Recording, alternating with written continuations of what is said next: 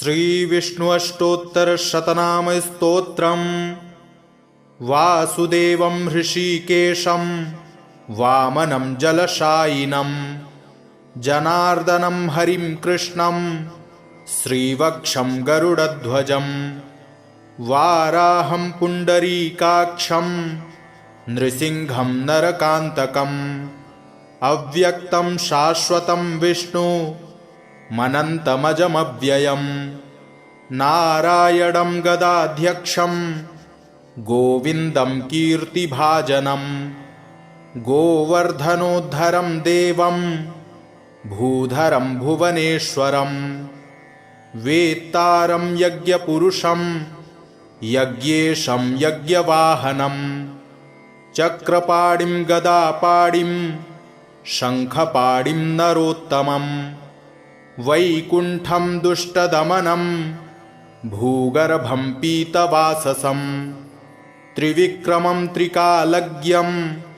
त्रिमूर्तिं नन्दकेश्वरं रामं हयग्रीवं भीमं रुद्रं भवोद्भवं श्रीपतिं श्रीधरं श्रीशं मङ्गलं मङ्गलायुधम्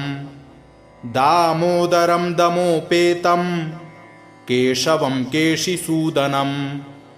वरेण्यं वरदं विष्णु मानन्दं वासुदेवजं हिरण्यरेतसं दीप्तं पुराणं पुरुषोत्तमं सकलं निष्कलं शुद्धं निर्गुणं गुणशाश्वतं हिरण्यतनुसङ्काशं सूर्यायुतसमप्रभं मेघश्यामं चतुर्बाहुं कुशलं कमलेक्षणं ज्योतिरूपमरूपं च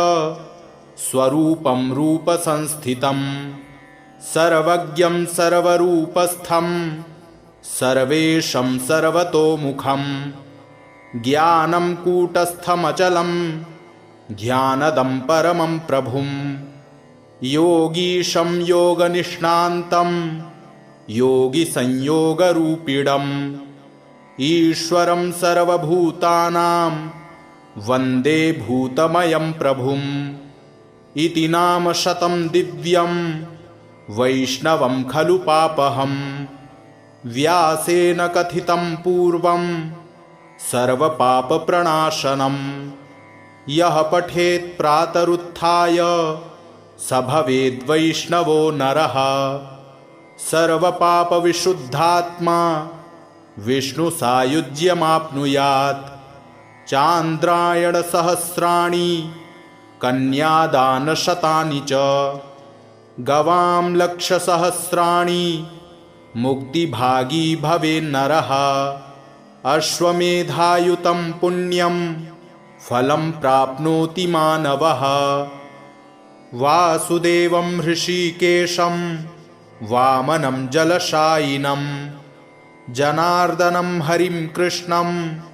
श्रीवक्षं गरुडध्वजं वाराहं पुण्डरीकाक्षं नृसिंहं नरकान्तकम् अव्यक्तं शाश्वतं विष्णु मनन्तमजमव्ययम् नारायणं गदाध्यक्षं गोविन्दं कीर्तिभाजनं गोवर्धनोद्धरं देवं भूधरं भुवनेश्वरं वेत्तारं यज्ञपुरुषं यज्ञेशं यज्ञवाहनं चक्रपाणिं गदापाणिं शङ्खपाणिं नरोत्तमं वैकुण्ठं दुष्टदमनं भूगर्भं पीतवाससं त्रिविक्रमं त्रिकालज्ञं त्रिमूर्तिं नन्दकेश्वरं रामं हयग्रीवं भीमं रुद्रं भवोद्भवं श्रीपतिं श्रीधरं श्रीशं मङ्गलं मङ्गलायुधम् दामोदरं दमोपेतं केशवं केशिसूदनं वरेण्यं वरदं विष्णु मानन्दं वासुदेवजं हिरण्यरेतसं दीप्तं पुराणं पुरुषोत्तमं सकलं निष्कलं शुद्धं निर्गुणं गुणशाश्वतं हिरण्यतनुसङ्काशं सूर्यायुतसमप्रभं मेघश्यामं चतुर्बाहुं कुशलं कमलेक्षणं ज्योतिरूपमरूपं च स्वरूपं रूपसंस्थितं सर्वज्ञं सर्वरूपस्थं सर्वेशं सर्वतोमुखं ज्ञानं कूटस्थमचलं ज्ञानदं परमं प्रभुं योगीशं योगनिष्णान्तं योगिसंयोगरूपिणम् ईश्वरं सर्वभूतानां वन्दे भूतमयं प्रभुम् इति नाम शतं दिव्यं वैष्णवं खलु पापहं व्यासेन कथितं पूर्वं सर्वपापप्रणाशनं यः पठेत् प्रातरुत्थाय स भवेद्वैष्णवो नरः सर्वपापविशुद्धात्मा विष्णुसायुज्यमाप्नुयात् चान्द्रायणसहस्राणि कन्यादानशतानि च गवां लक्षसहस्राणि मुक्तिभागी भवेन्नरः अश्वमेधायुतं पुण्यं फलं प्राप्नोति मानवः वासुदेवं हृषीकेशं वामनं जलशायिनं जनार्दनं हरिं कृष्णं श्रीवक्षं गरुडध्वजं वाराहं पुण्डरीकाक्षं नृसिंहं नरकान्तकम् अव्यक्तं शाश्वतं विष्णु मनन्तमजमव्ययं नारायणं गदाध्यक्षं गोविन्दं कीर्तिभाजनं गोवर्धनोद्धरं देवं भूधरं भुवनेश्वरं वेत्तारं यज्ञपुरुषं यज्ञेशं यज्ञवाहनं चक्रपाणिं गदापाणिं शङ्खपाणिं नरोत्तमं वैकुण्ठं दुष्टदमनं भूगर्भं पीतवाससं त्रिविक्रमं त्रिकालज्ञं त्रिमूर्तिं नन्दकेश्वरं रामं रामं हयग्रीवं भीमं रुद्रं भवोद्भवं श्रीपतिं श्रीधरं श्रीशं मङ्गलं मङ्गलायुधं दामोदरं दमोपेतं केशवं केशिसूदनं वरेण्यं वरदं विष्णु मानन्दं वासुदेवजं हिरण्यरेतसं दीप्तं पुराणं पुरुषोत्तमं सकलं निष्कलं शुद्धं निर्गुणं गुणशाश्वतं हिरण्यतनुसङ्काशं सूर्यायुतसमप्रभं मेघश्यामं चतुर्बाहुं कुशलं कमलेक्षणं ज्योतिरूपमरूपं च स्वरूपं रूपसंस्थितं सर्वज्ञं सर्वरूपस्थं सर्वेशं सर्वतोमुखं ज्ञानं कूटस्थमचलं ज्ञानदं परमं प्रभुं योगीशं योगनिष्णान्तं योगिसंयोगरूपिणम् ईश्वरं सर्वभूतानां वन्दे भूतमयं प्रभुम् इति नाम शतं दिव्यं वैष्णवं खलु पापहं व्यासेन कथितं पूर्वं सर्वपापप्रणाशनं यः पठेत् प्रातरुत्थाय स भवेद्वैष्णवो नरः सर्वपापविशुद्धात्मा विष्णुसायुज्यमाप्नुयात् चान्द्रायणसहस्राणि कन्यादानशतानि च गवां लक्षसहस्राणि मुक्तिभागी भवेन्नरः अश्वमेधायुतं पुण्यं फलं प्राप्नोति मानवः वासुदेवं हृषीकेशं वामनं जलशायिनं जनार्दनं हरिं कृष्णं श्रीवक्षं गरुडध्वजं वाराहं पुण्डरीकाक्षं नृसिंहं नरकान्तकम् अव्यक्तं शाश्वतं विष्णु मनन्तमजमव्ययम् नारायणं गदाध्यक्षं गोविन्दं कीर्तिभाजनं गोवर्धनोद्धरं देवं भूधरं भुवनेश्वरं वेत्तारं यज्ञपुरुषं यज्ञेशं यज्ञवाहनं चक्रपाणिं गदापाणिं शङ्खपाणिं नरोत्तमं वैकुण्ठं दुष्टदमनं भूगर्भं पीतवाससं त्रिविक्रमं त्रिकालज्ञं त्रिमूर्तिं नन्दकेश्वरं रामं रामं हयग्रीवं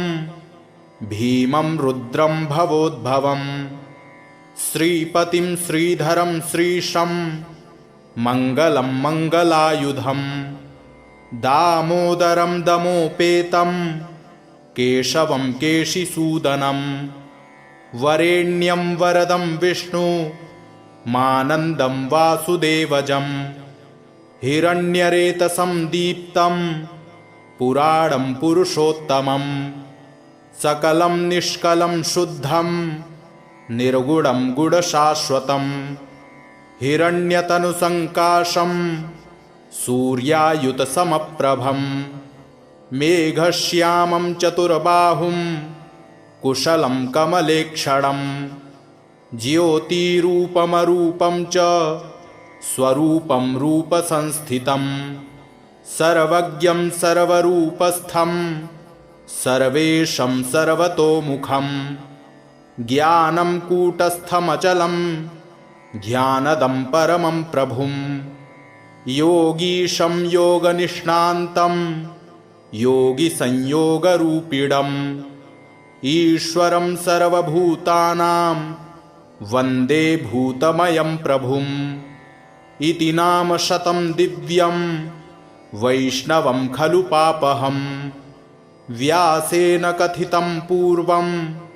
सर्वपापप्रणाशनं यः पठेत् प्रातरुत्थाय स भवेद्वैष्णवो नरः सर्वपापविशुद्धात्मा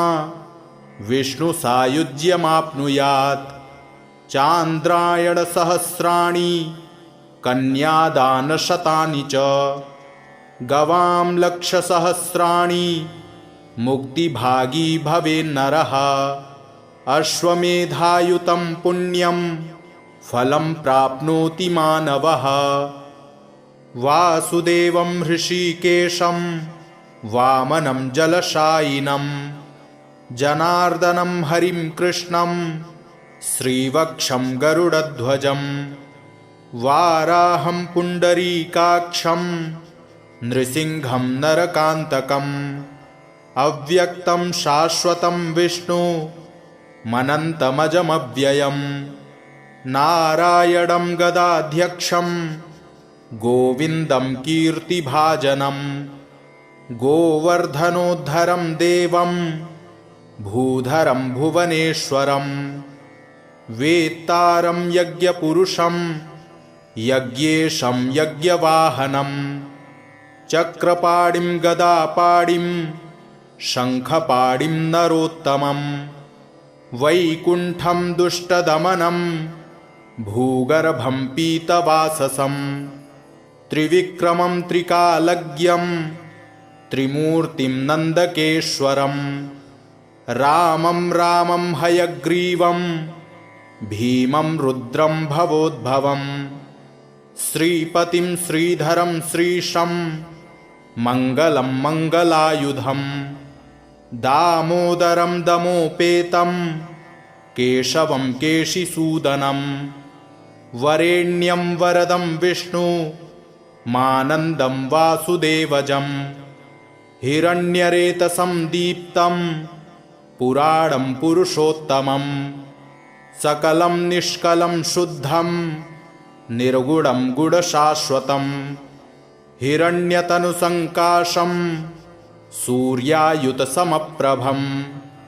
मेघश्यामं चतुर्बाहुं कुशलं कमलेक्षणं ज्योतिरूपमरूपं च स्वरूपं रूपसंस्थितं सर्वज्ञं सर्वरूपस्थं सर्वेशं सर्वतोमुखं ज्ञानं कूटस्थमचलं ज्ञानदं परमं प्रभुं योगीशं योगनिष्णान्तं योगिसंयोगरूपिणम् ईश्वरं सर्वभूतानां वन्दे भूतमयं प्रभुम् इति नाम शतं दिव्यं वैष्णवं खलु पापहम् व्यासेन कथितं पूर्वं सर्वपापप्रणाशनं यः पठेत् प्रातरुत्थाय स भवेद्वैष्णवो नरः सर्वपापविशुद्धात्मा विष्णुसायुज्यमाप्नुयात् चान्द्रायणसहस्राणि कन्यादानशतानि च गवां लक्षसहस्राणि मुक्तिभागी भवेन्नरः अश्वमेधायुतं पुण्यं फलं प्राप्नोति मानवः वासुदेवं हृषीकेशं वामनं जलशायिनं जनार्दनं हरिं कृष्णं श्रीवक्षं गरुडध्वजं वाराहं पुण्डरीकाक्षं नृसिंहं नरकान्तकम् अव्यक्तं शाश्वतं विष्णु मनन्तमजमव्ययं नारायणं गदाध्यक्षं गोविन्दं कीर्तिभाजनं गोवर्धनोद्धरं देवं भूधरं भुवनेश्वरं वेत्तारं यज्ञपुरुषं यज्ञेशं यज्ञवाहनं चक्रपाणिं गदापाणिं शङ्खपाणिं नरोत्तमं वैकुण्ठं दुष्टदमनं भूगर्भं पीतवाससं त्रिविक्रमं त्रिकालज्ञं त्रिमूर्तिं नन्दकेश्वरं रामं रामं हयग्रीवं भीमं रुद्रं भवोद्भवं श्रीपतिं श्रीधरं श्रीशं मङ्गलं मङ्गलायुधं दामोदरं दमोपेतं केशवं केशिसूदनं वरेण्यं वरदं विष्णु मानन्दं वासुदेवजं हिरण्यरेतसं दीप्तं पुराणं पुरुषोत्तमं सकलं निष्कलं शुद्धं निर्गुणं गुडशाश्वतं हिरण्यतनुसङ्काशं सूर्यायुतसमप्रभं मेघश्यामं चतुर्बाहुं कुशलं कमलेक्षणं ज्योतिरूपमरूपं च स्वरूपं रूपसंस्थितं सर्वज्ञं सर्वरूपस्थं सर्वेशं सर्वतोमुखं ज्ञानं कूटस्थमचलं ज्ञानदं परमं प्रभुं योगीशं योगनिष्णान्तं योगिसंयोगरूपिणम्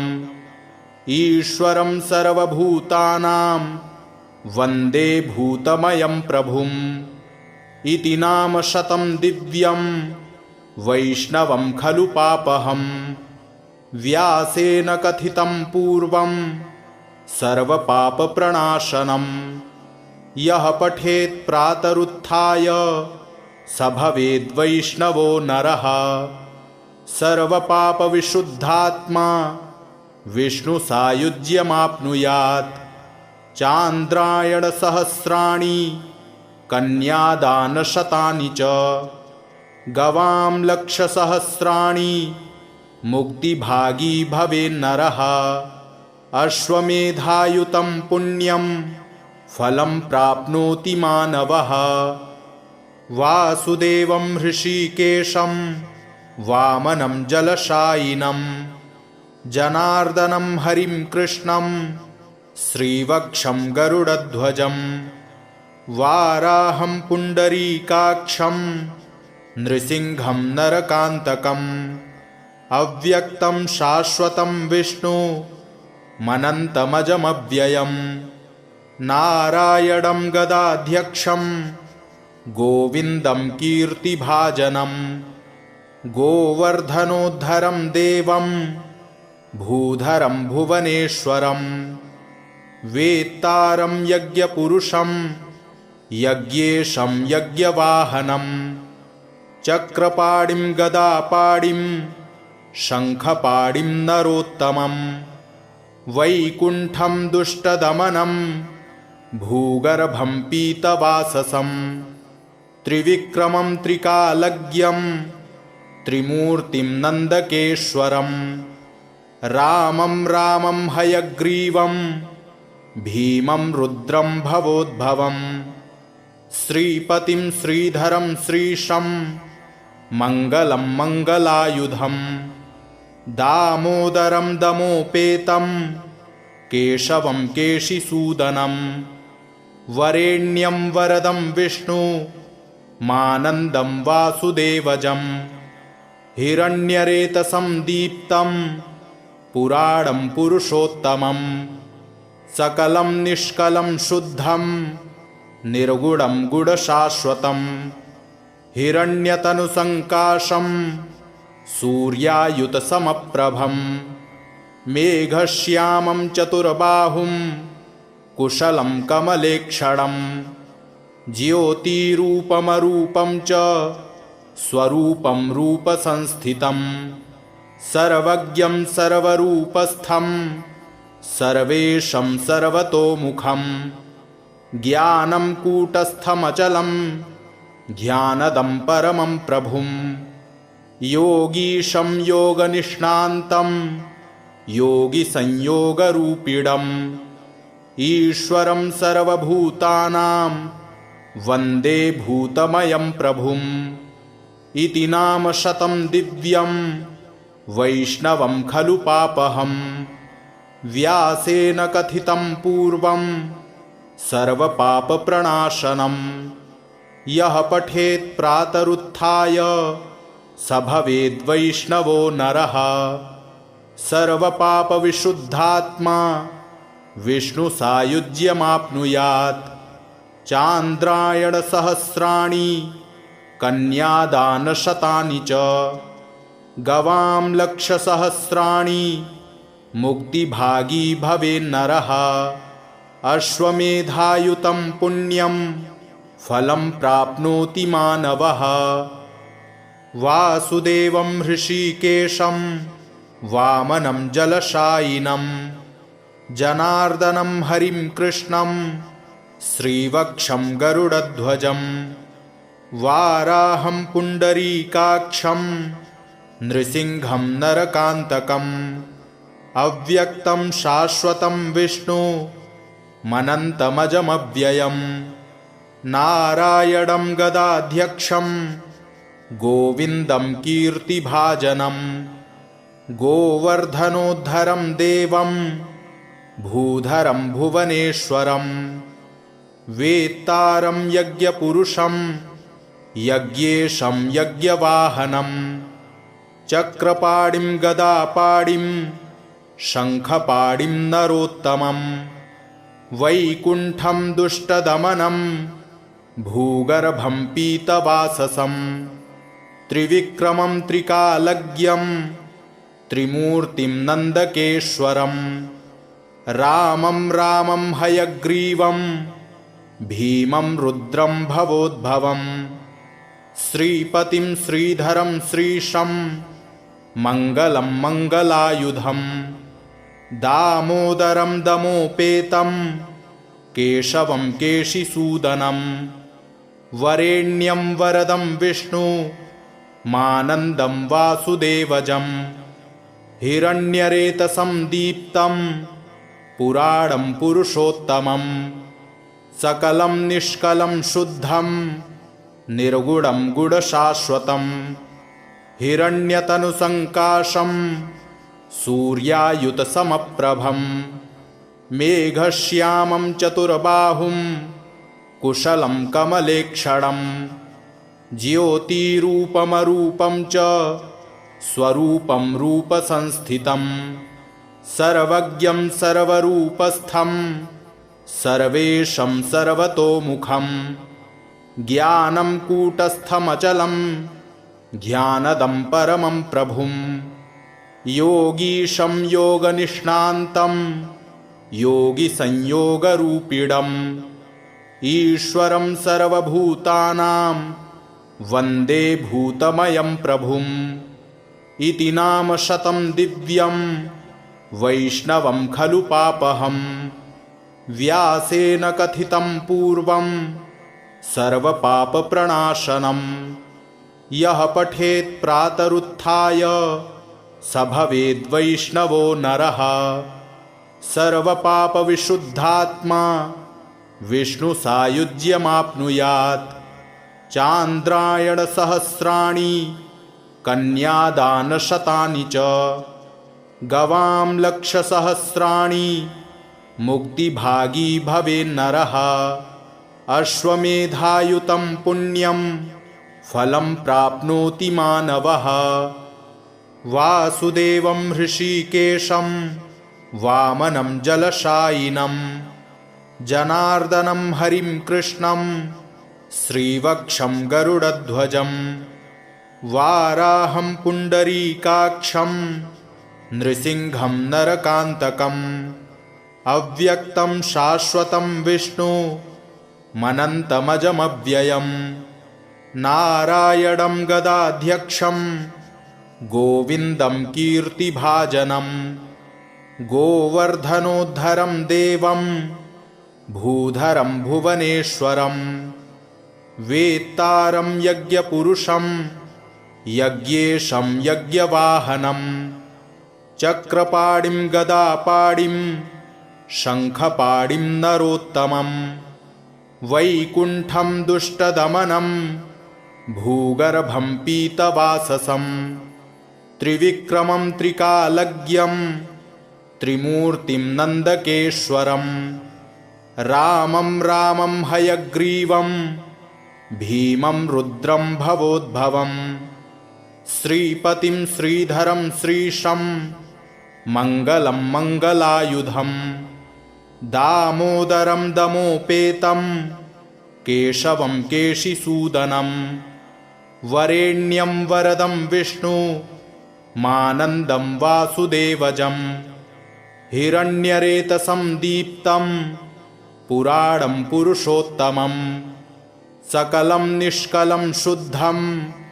निर्गुणं गुणशाश्वतं हिरण्यतनुसङ्काशं सूर्यायुतसमप्रभं मेघश्यामं चतुर्बाहुं कुशलं कमलेक्षणं ज्योतिरूपमरूपं च स्वरूपं रूपसंस्थितं सर्वज्ञं सर्वरूपस्थं सर्वेशं सर्वतोमुखं ज्ञानं कूटस्थमचलं ज्ञानदं परमं प्रभुं योगीशं योगनिष्णान्तं योगिसंयोगरूपिणम् ईश्वरं सर्वभूतानां वन्दे भूतमयं प्रभुम् इति नाम शतं दिव्यं वैष्णवं खलु पापहम् व्यासेन कथितं पूर्वं सर्वपापप्रणाशनम् यः पठेत् प्रातरुत्थाय स भवेद्वैष्णवो नरः सर्वपापविशुद्धात्मा विष्णुसायुज्यमाप्नुयात् चान्द्रायणसहस्राणि कन्यादानशतानि च गवां लक्षसहस्राणि मुक्तिभागी भवेन्नरः अश्वमेधायुतं पुण्यं फलं प्राप्नोति मानवः वासुदेवं हृषीकेशं वामनं जलशायिनं जनार्दनं हरिं कृष्णं श्रीवक्षं गरुडध्वजं वाराहं पुण्डरीकाक्षं नृसिंहं नरकान्तकम् अव्यक्तं शाश्वतं विष्णु मनन्तमजमव्ययम्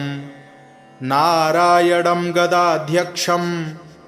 गोविन्दं कीर्तिभाजनं गोवर्धनोद्धरं देवं भूधरं भुवनेश्वरं वेत्तारं यज्ञपुरुषं यज्ञेशं यज्ञवाहनं चक्रपाणिं गदापाणिं शङ्खपाणिं नरोत्तमं वैकुण्ठं दुष्टदमनं भूगर्भं पीतवाससं त्रिविक्रमं त्रिकालज्ञं त्रिमूर्तिं नन्दकेश्वरं रामं रामं हयग्रीवं भीमं रुद्रं भवोद्भवं श्रीपतिं श्रीधरं श्रीशं मङ्गलं मङ्गलायुधं दामोदरं दमोपेतं केशवं केशिसूदनं वरेण्यं वरदं विष्णु मानन्दं वासुदेवजं हिरण्यरेतसं दीप्तं पुराणं पुरुषोत्तमं सकलं निष्कलं शुद्धं निर्गुणं गुणशाश्वतं हिरण्यतनुसङ्काशं सूर्यायुतसमप्रभं मेघश्यामं चतुर्बाहुं कुशलं कमलेक्षणं ज्योतिरूपमरूपं च स्वरूपं रूपसंस्थितं सर्वज्ञं सर्वरूपस्थं सर्वेशं सर्वतोमुखं ज्ञानं कूटस्थमचलं ध्यानदं परमं प्रभुं योगीशं योगनिष्णान्तं योगिसंयोगरूपिणम् ईश्वरं सर्वभूतानां वन्दे भूतमयं प्रभुम्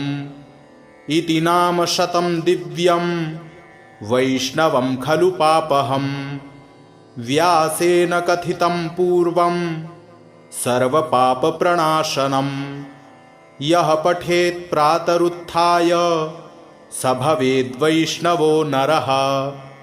सर्वपापविशुद्धात्मा